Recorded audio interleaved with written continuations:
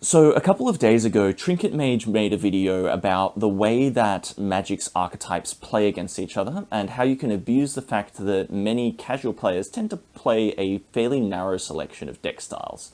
30 seconds into the video, he shows this chart. It's wrong.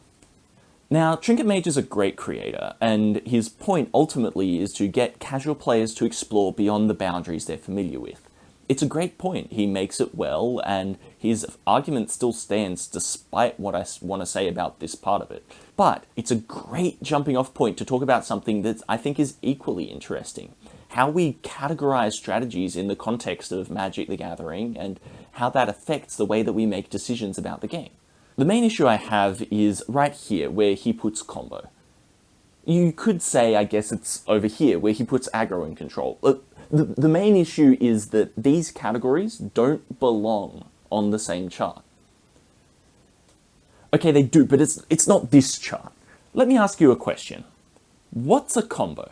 Most players agree it's a series of game actions that you can perform in order to win the game on the spot, or a collection of cards which perform those actions. Definitions will vary around a handful of edge cases, but that should cover most of them. So let me ask you a follow-up question. What's an aggro? Or a control, for that matter? You could say it's a play pattern or sequence of plays, but it's pretty clear that it's different from the specific card interactions that make a deck combo. For whatever reason, Magic players categorize these types of decks on different metrics. A deck is aggro, mid-range, or control based on its curve and distribution of threats versus interaction, but a deck is combo simply if it has a combo in it. This double standard is a natural progression of the fact that we don't actually categorize decks based on objective features, but their most memorable moments. The reality is that a combo deck can be aggro, mid-range, or control in exactly the same way as a creature-based deck can. And I don't mean like similar ways, I mean exactly the same way. I've got some examples, look. Let's take Burn and Flash Hulk. The Burn deck wants to win as quickly as possible, using the most efficient ways to turn mana into damage to get there. The Flash Hulk deck combines the two cards, Flash and Protean Hulk, with the aim of getting the Hulk's death trigger for just 2 mana at instant speed, allowing it to start a chain of tutors which ends with an infinite number of karmic guides attacking your opponent. These decks couldn't seem more different, but let's dive a little deeper. Both of them aim to win the game as quickly as possible. Both use a flurry of spells and don't play particularly well to the board, preferring to go straight to the dome. And because of that, it doesn't really matter whether your opponent's on 2 or 20. It comes down to one spell on a pivotal turn. Yes, there are some differences. Burn's a lot more likely to draw another lightning bolt if something goes wrong during its win attempt, but Flash Hulk, on the other hand, is much better against life gain. My point is that they're both mainly non-creature decks that aim to win the game as quickly as possible. They're both aggro decks. Then there's decks like Splinter Twin, a blue-red control deck which can hold up mana to interact on their opponent's turn or cast a combo piece on their end step. This is, of course, completely unlike Bean's Control, which holds up mana for interaction on their opponent's turn, or to cast Eddie Crab on their end step. The point I'm trying to make is that this chart differentiates decks both by their pace and their win condition. That's how you get weird artifacts like this. Trinket Mage in his video puts most commander decks here, and calls this space mid-range. He then observes that despite the arrow indicating that mid-range should have the advantage over control, they often lack the velocity to close out a game before control can take over. This is generally true, but it's not well represented by this model because it doesn't account for pace other than to distinguish between aggro and control.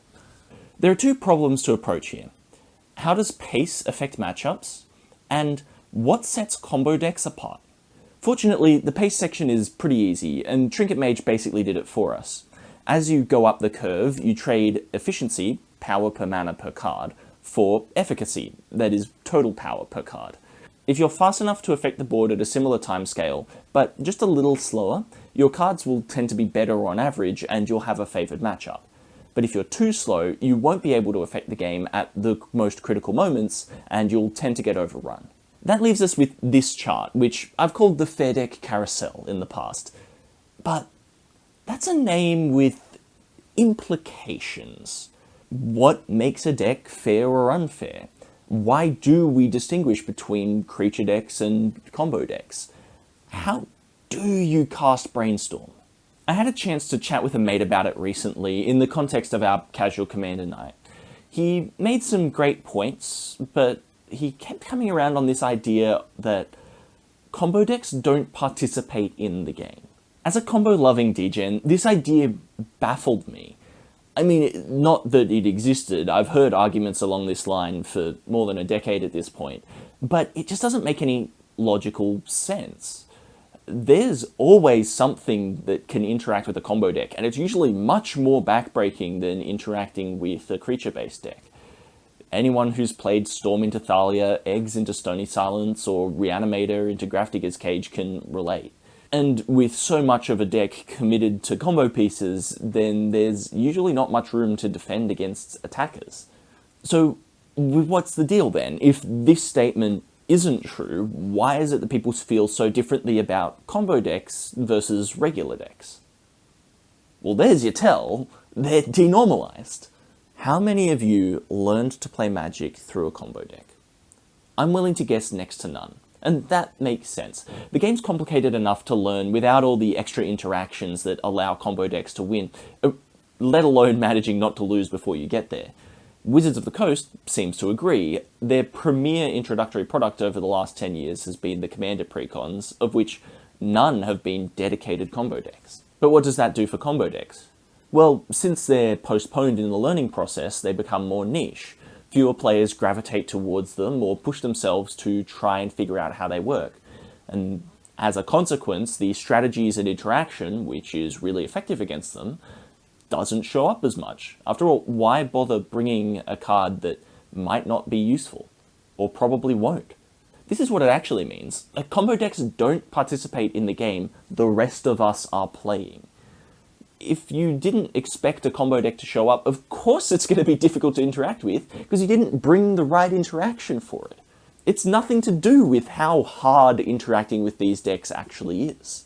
But this video is supposed to be about an archetype chart, right? And I don't think Trinket Mage's model is that bad.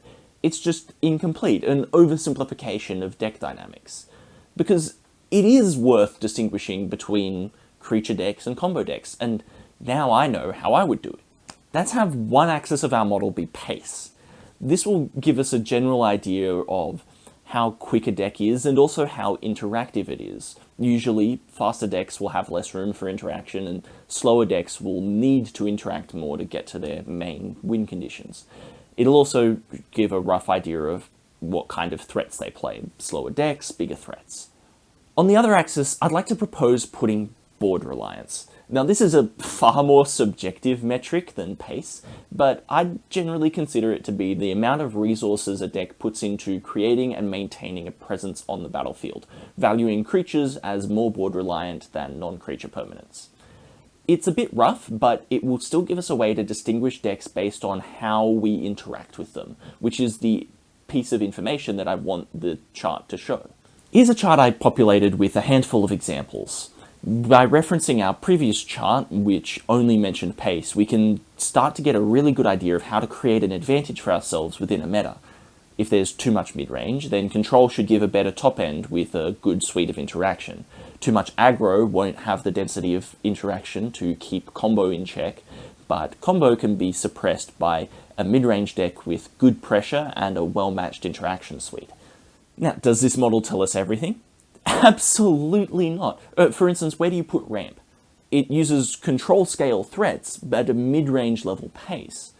I think it's more accurate with mid-range, personally, but you could definitely make the argument that the way it takes over a board much more resembles control. But I think that this model strikes the balance between being general enough that you can put any deck on it, and specific enough to give actual insight into how to approach a matchup. I'd like to thank Trinket Mage for inspiring this video. It's been really interesting to delve into this topic. I do think they have great insight and they make really excellent points, especially encouraging people to play different decks and branch out. I agree with them, you should. But for me, I really just wanted an excuse to talk about this model and the fact that thinking about the game in a different way can help you have more fun with it. Thanks so much for watching the video. Hopefully I'll have another one like it out soon to go alongside the Highlander content. In the meantime, good luck, have fun, and may the best wizard win.